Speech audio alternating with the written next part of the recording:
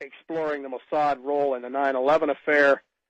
He'd have done much more to contribute to that by just letting Alan Hart talk.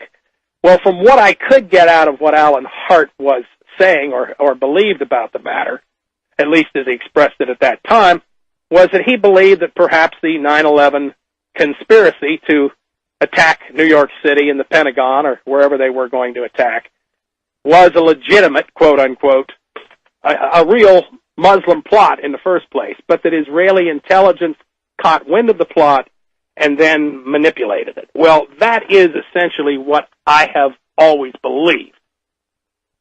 But I have always believed that the Israeli role in it was not just watching it from afar. I believe that there was deliberate, in-depth, on-site, hands-on, however you want to describe it, Israeli involvement. This video is a response video I made, I promised, to Wesley Norris after I came home from work regarding no planes idea, the no plane scenario believed by, unfortunately, probably hundreds of thousands, even millions of people. The proponents of this idea that no hijacked planes crashed anywhere on the designated targets, which happened on September 11, 2001, echoed by Thierry Mason, David Ray Griffin, Alex Jones, Jim Fetzer, Kevin Barrett, Ace Baker, Morgan Reynolds, John Lear, pilots for 9/11 Truth, the CIT team, Loose Change, and most recently Christopher Bolin, Rebecca Roth, Judy Wood, and Barbara Honecker.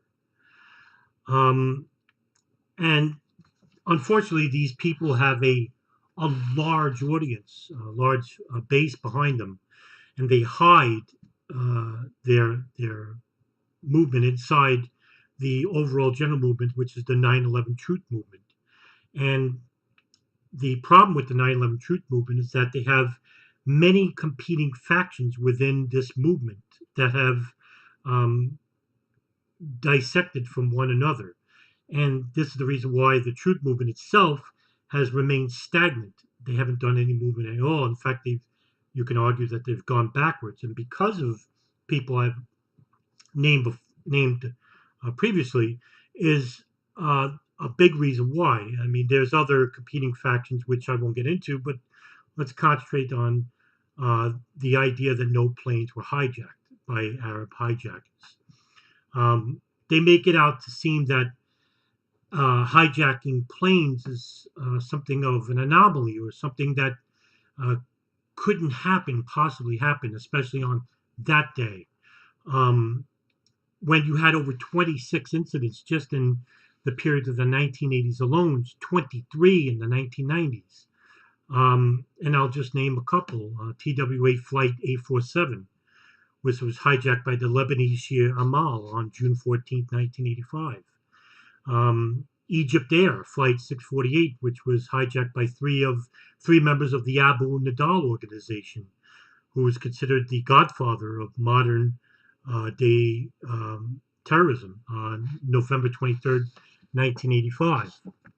Who could forget Pan Am Flight 103, a bomb planted inside a radio, which exploded and caused the plane to explode over Lockheed, Scotland in thousands of pieces, which also saw an innocent man go to jail for it. His name was Abdel Basset El-Magrahi on December 12, 1988. Air France Flight 8969, which was hijacked by the Islamic Group of Algeria, the GIA, on December 24th, 1994. And of course, the initial precursor to the 9/11 attacks, which was the Philippine Airlines Flight 434 bombing by none other than Ramzi Youssef, which was a test for the Bajinka plot. But fortunately, the bomb was not placed by the fuel tanks. It was placed 3 seats to its north, which was a mistake by Ramzi Youssef. It killed one person, unfortunately. The person who sat underneath the bomb, he died. But this led into the testing for the Bajinka plot, which is where 9/11 was orchestrated from, not from Operation Northwich, which a lot of truthers mistakenly believe that 9/11 originated from. No, The Bajinka plot, which was conspired by three people, Ramzi Youssef, his uncle Khalid Sheikh Mohammed, who is the supposed orchestrator of the 9/11 attacks, and Abdul Hakim Murad. And the idea was to have 12 timing mechanisms planted on 12 flights on numerous airports throughout Asia, Thailand, Taiwan, and Hong Kong, and to have the planes from Asia traveling to the United States, and they would all detonate. These bombs would detonate on Timex watches 2 minutes from each other, and the planes would explode over the Pacific, killing everybody on board, of course. And also, the plane debris would then sink into the bottom of the ocean, and there would be no proper investigation. Um, the notion of 9/11, or the idea of using the plane itself as a weapon instead of planting a weapon, originated in a discussion by Abdul Hakim Murad, who was a close associate of Ramzi Youssef, in, in a conversation to Khalid Sheikh Mohammed. Murad stated to Khalid Sheikh Mohammed, Murad, by the way, who is a pilot, he trained um, as a pilot in Saudi Arabia, um, and stated to Khalid Sheikh Mohammed, now that the security agencies would be looking from bomb aboard, instead have the pilot have an Arab operative, a terrorist operative, train as a pilot, and then use the plane itself, um, as the weapon, as the weapon, and crash it into a high valued United States target. And the first target that Abdul Hakim Murad thought of was CIA headquarters in Langley, Virginia. And this was the first notion, or the first idea, that a plane would be used as a weapon. And this was in 1995, no less. Murad was um, arrested, and he informed Philippine police, the PNP, the Philippine National Police, and the head investigator, Rodolfo Mendoza, about the idea for the Bajinka plot and the idea to smash planes into American targets. Um, in the Bajinka plot as well, targets such as the Golden Gate Bridge, World Trade Center, CIA Langley headquarters, the White House, were future targets for planes to be impacting to these specific designations. Later on, when the FBI um, went through the laptop in which Murad went back for when he was arrested in a raid. Well, not it wasn't a raid. It was actually where the hotel they were staying at in the Philippines caught on was filled with smoke, in which they were preparing the bombs to be used for the Pachinko plot. One, the chemicals exploded in the sink, and they had to flee because the smoke was too overwhelming. Ramzi Youssef left the laptop behind and told Abdul Hakim Murad to go back and get it. And fortunately for all of us, he did, and he was caught trying to flee from the premises. And he related the information to the Philippine National Police, and I'll play a small clip from him. Saying an airplane being crashed into the World Trade Center immediately caused a flashback to informations I obtained in 1995, and I told that they have done it. So I was really teary-eyed, to be honest, and I don't know what to say. And I woke up my wife and told him that, see, I know that they will be doing this, but I don't know when.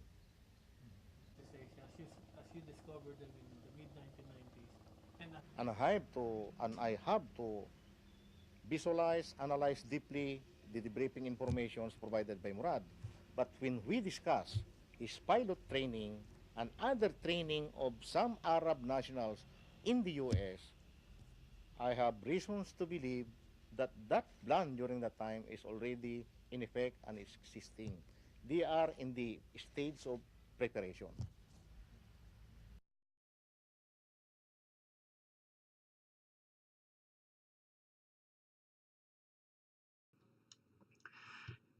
from here, the 9/11 plot grew. And in 1996, the NSA required a phone tap from Osama bin Laden's cell phone, which was obtained in New York City and then given it to Osama bin Laden in Afghanistan. This phone would make regular calls to an Al-Qaeda safe house in Yemen owned by Ahmad Mohammed al-Hada, who, incidentally enough, was a son-in-law of Khalid al-Mihdhar, who became a future 9/11 hijacker, who was also involved with the USS Cole bombing in 2000. Human analysts plot out which numbers are being called from bin Laden's phone and how frequently. They quickly discover that most of the calls from bin Laden's phone in Afghanistan are going to a house in Yemen, 2,000 miles to the south. So the NSA has now a wiretap from the cell phone to the safe house from 1996 to 2001. That's 5 years. The NSA monitors all the calls from this house and to all the other potential terrorist cell numbers as well that was contacting the safe house in Yemen. Now, the NSA reluctantly shares minimal signals intelligence, or in short, SIGINT, with the CIA's Alex station. Alex station was this CIA station that was following or monitoring Osama bin Laden and the organization, the Al-Qaeda organization, and financial transactions and everything else that was involved with the organization. Now, Michael Scheuer nags the NSA for full transcripts and full cable information, full data, human intelligence and signal intelligence regarding the wiretap. And the NSA would give him half the cables or half the information. And even with the half information that the CIA gets from the NSA, that information was never shared with the FBI.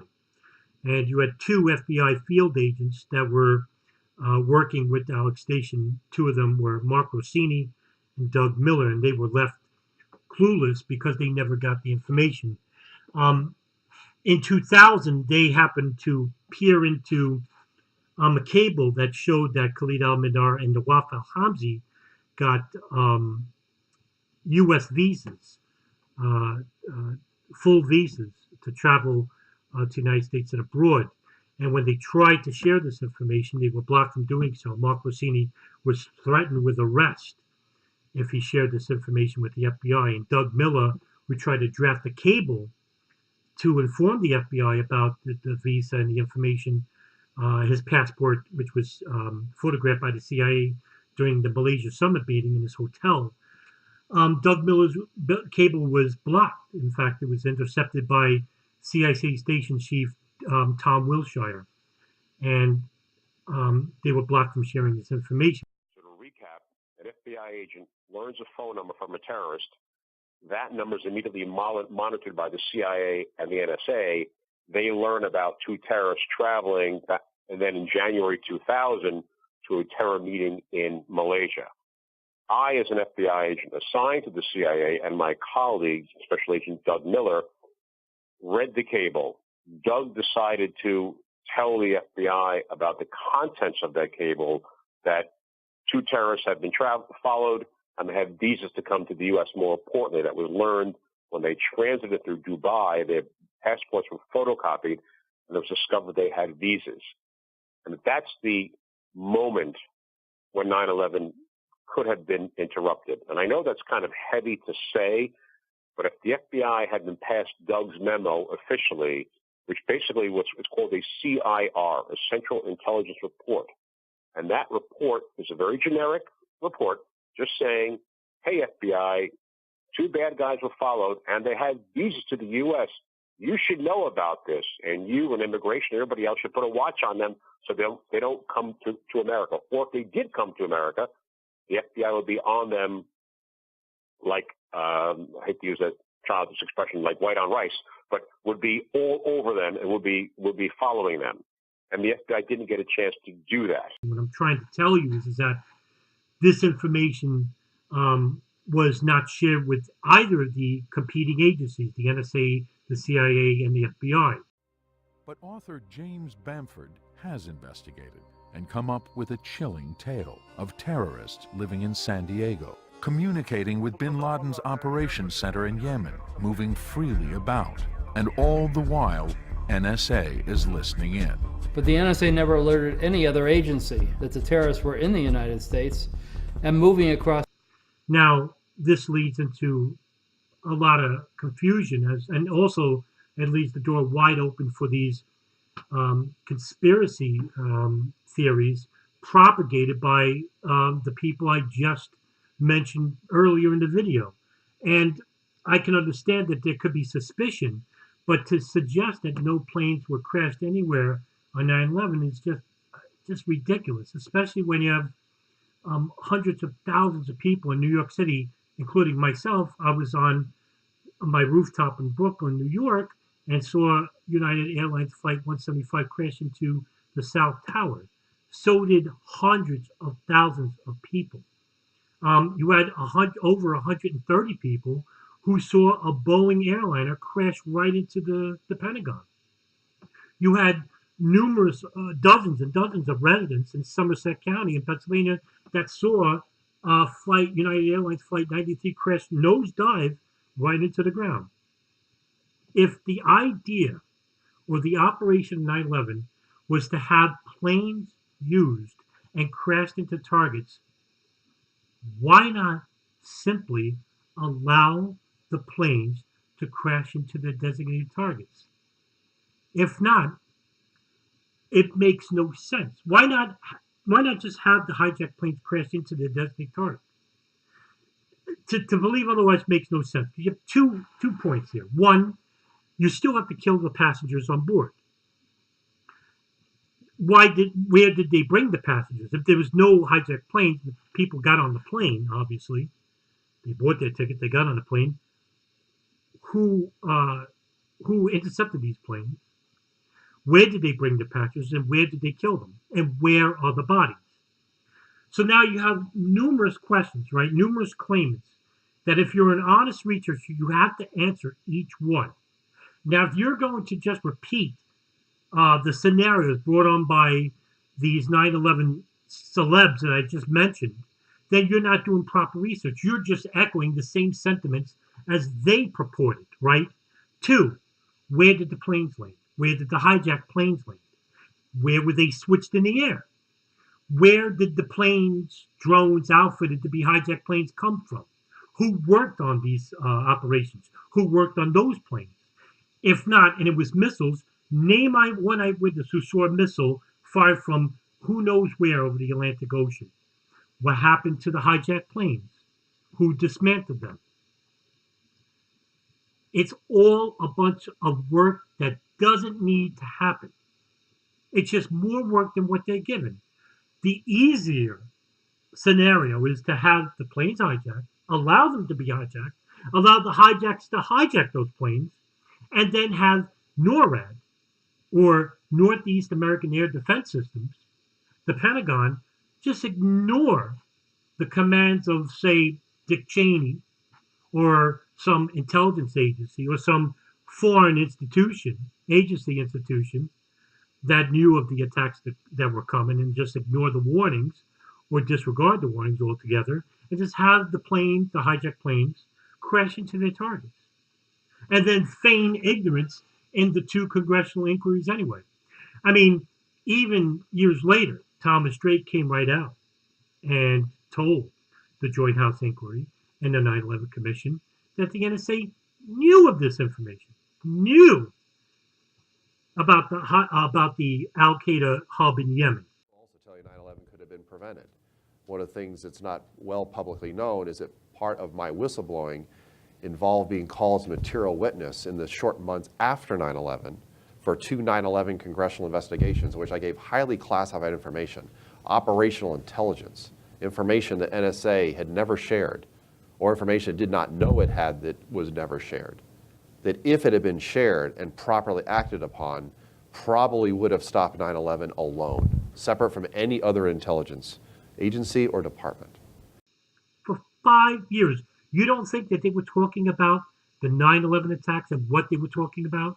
and what it involved and what it entailed between who knows who, between Muhammad Atta, Marwan al-Shehi, Ramzi bin al-Shib, Muhammad Zamar, Osama bin Laden, uh,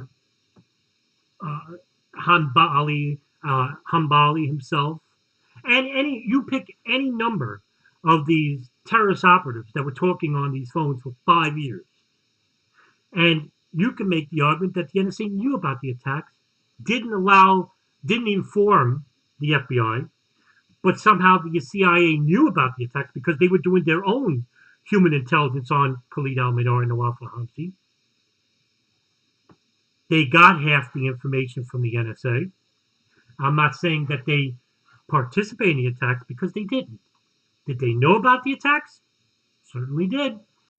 The CIA analyst who attended the New York meeting acknowledged to the Joint Inquiry staff that he had seen the information regarding al-Mihdhar's U.S. visa and al-Hazmi's travel to the United States, but he stated that he would not share information outside of the CIA unless he had authority to do so. That's what he told our staff. Do you disagree with that? Sir, I've talked to him as well. Do you disagree that he said that to our staff? Well, no, I don't disagree. He said it to your staff. I'm telling you what Did he told tell me. you something differently? Yes, sir. He Okay. gave me a different So perspective. he told on the you matter. and he told our staff something differently. Well, okay. but I think it's important, sir. Yeah, Just- but our time is limited, so let me just keep going. That's the answer. He told you something differently from what he told our staff. Mr. Mueller, Director Mueller, at that June 11th meeting, did the FBI know that Mihdhar and Hazmi were at the January 2000 meeting of al-Qaeda operatives in Malaysia? I don't believe they did. All right. So we still don't know in June of 2001 what the CIA has known for 15 months. You could say the NSA surely did. The CIA, just about. They knew that Khalid al-Mihdhar and Nawaf al-Hamsi were involved with the USS Cole bombing. They didn't share that information with the FBI until August of 2001, just 2 weeks prior to the September 11th attacks, where it was too late. And the information that they gave the FBI was that Khalid al-Mihdhar and Nawaf al-Hamsi were already in San Diego, but they were long gone from there then. The idea that the planes were holograms or that they were inserted by the media, and now you're involving the Fox and NBC, and everyone involved, making 9/11 into this huge operation involving tens of thousands of people, even thousands of people, and then telling them to be quiet. It's ridiculous. Instead, why not allow the hijacked planes to simply crash into their targets? It's much easier this way. And then you can openly lie about it while testifying before the 9/11 Commission or the Joint House Inquiry, which is what the CIA basically did. George Tenet, Cofer Black, Dale Watson, they all lied. All three of them. Condoleezza Rice, even she lied about the attacks. She lied about the idea that planes would be used as weapons. She had no idea. They knew as far back as 1995 when Rodolfo Mendoza, the lead investigator into the Bajinka plot, told the FBI and let them have the information regarding the future plans to hijack planes. What did the FBI do with it? You tell me. But that this notion that no planes crashed anywhere on 9/11 is really irresponsible of you to believe. You, the victim of these frauds like Loose Chains and CIT and Pods for Land of Truth, Jim Fetzer, Alex Jones. You became a victim of this lie, this fraud. And this is not saying that I'm for the 9/11 Commission's final report or the official story. The official story is bogus. It's the biggest conspiracy of all. It's the biggest lie of all. However, the basics are right. 4 planes were hijacked. 4 planes crashed into their targets. That's about as much as I agree with the 9/11 Commission report. And also, just to add before I let you go, just for irony's sake, 9/11 wasn't even just about 4 planes. It was supposed to be a much bigger operation. And maybe in a future video, I'll cover that as well.